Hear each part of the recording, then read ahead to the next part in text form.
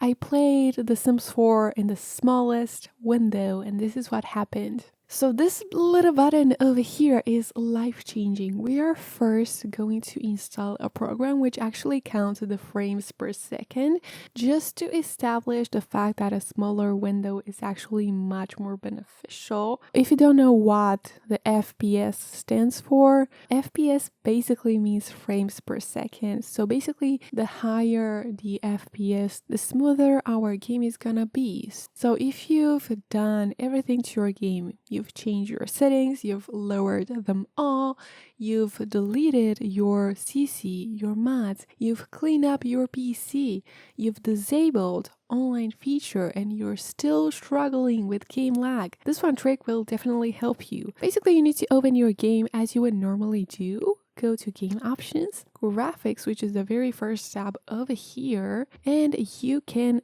basically enable windowed mode. And for that, you'll actually need to apply changes. Click on that tick button because you really want to keep those settings. And by the way, you guys, if you're wondering, you can apply the setting like this windowed mode setting both at startup from this game options button over here, as well as in live mode or in build and buy, essentially in gameplay mode. So just click on these three dots, go to game options, graphics, and then boom, go to windowed, apply changes, click on that tick button, and you are good to go. This will instantly make your window a bit smaller. So you'll notice these three options in the top right corner, which are, minimize, maximize, and exit. And you can basically adjust your window as much as you need. It's always recommended that you do this in live mode because you can easily, see and test out if your game is running smoother than before.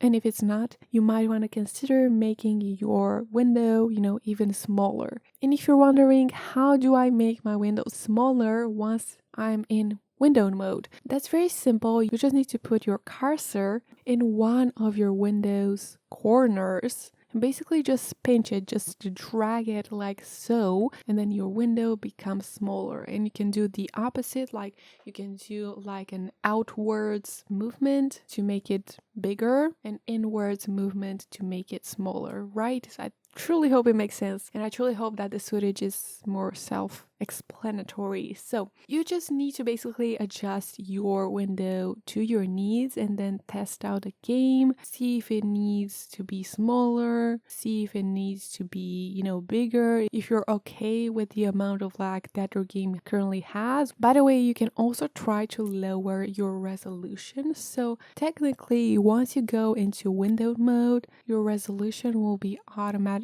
lowered, but you can go even lower than that. So as you can see right here, we have two options over here. This is the first option, which is our current option, and we have another one which is lower than that. You can go for that if you're still struggling with lag, even though you've made your window smaller. So apply changes. If making your window smaller is not making a big difference gameplay wise, you can always try to close your game, restart your computer, and open your game once again. Make sure you do that with no running apps in the background because those can actually slow down your computer very, very much. Please make sure to close your Spotify, your Chrome. I know that's quite painful, and maybe you enjoy listening to music while you're playing, but this will really, really improve your gameplay. You can also hit Ctrl-Shift-C on your keyboard if you're on Windows and go to Task Manager and see if there are any unwanted apps running in the background, and you can basically select them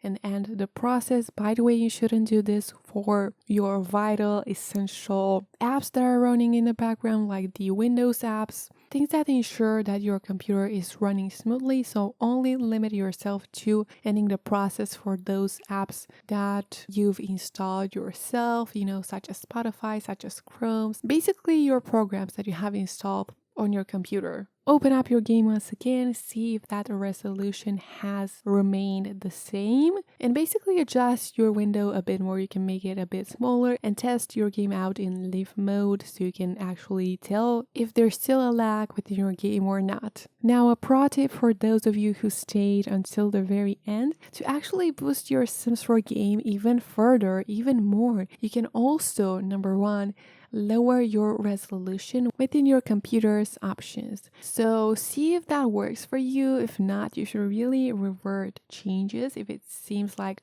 something is not working properly. So bear in mind that aspect. If your computer does not respond well to those changes, you can always go back because that's mandatory, okay? And number 2, you can actually adjust your refresh rate within your game options and graphics. So keep in mind that this refresh rate stands for the number of times your monitor redraws the on-screen image per second. Basically, a high refresh rate means that the image that your game is gonna be redrawn more times per second, and therefore the flicker of the monitor is less noticeable. Now, it also depends on the type of monitor or laptop you're using, because most monitors do have a 60 Hz refresh rate. You can basically go for 60 and see if that impacts your game or not. If not, just leave it to the default options, because some PCs or computers or Macs won't be able to handle this setting. So be very cautious when you're using this. Leave it to the default option if you're noticing that your game is crashing or it's not even responding. Besides that, you can also untake these 2 options over here and take the laptop mode instead, even though you are not running your game on a laptop, because this will increase your game performance. Even if you're playing on a smaller window, you can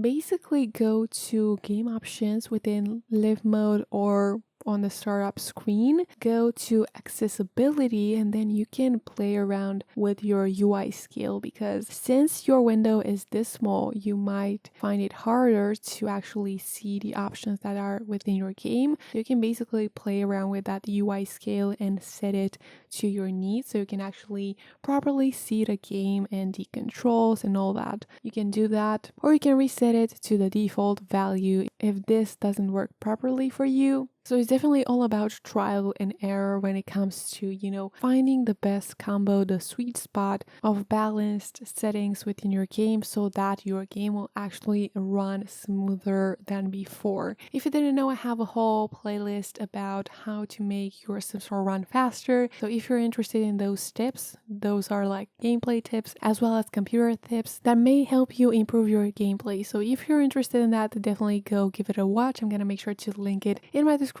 down below as always.